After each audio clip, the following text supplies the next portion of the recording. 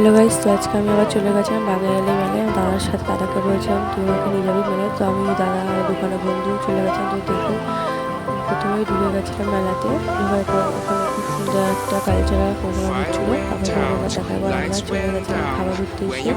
তো কী খাবো ঠিক করতে করতে গরমের মধ্যে দাদাকে না লস্যিটাই খাবার, লস্যি খেয়ে আমার বন্ধুটাকে বললাম যে তুই আমাকে আচার কিনে দে। তো আমাকে তেঁতুল আচার কিনে দেয়। তেঁতুল আচার কিনে দেওয়ার পর আমরা ওখানে বেরিয়েছি। দাদাকে বলছি আজকে যখন তোর সাথে গেছি তুই আমাকে খাওয়াবো। তো ওখান থেকে বেরিয়ে আমরা বাদাম ভাজা খেতে খেতে চলে গেছি স্পেন্সারের দিকে। স্পেন্সারে যে আমার আরও দোকানে বন্ধু একটা বান্ধবীর সাথে দেখা হয়ে গেছিলো। তো ওইখানে আমরা হচ্ছে গিয়ে একটু খাবার অর্ডার করে খাবার দাবার খেয়ে তো আমি ক্যাট মারছিলাম, মানে নিজেকে দেখতে ভালো না জানি, তাহলেও একটুখানি ক্যাট মারছিলাম নিজের চুলটাকে নিয়ে, মানে নিজেকে দেখি মনে করছে নিজেও জানি না।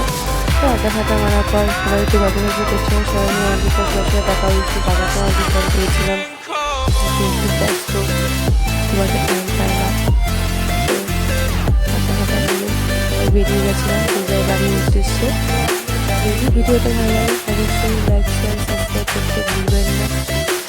তা দেখা হচ্ছে আবার একটা নিউ ব্লগে। সকলকে ভালো থাকবেন, সুস্থ থাকবেন।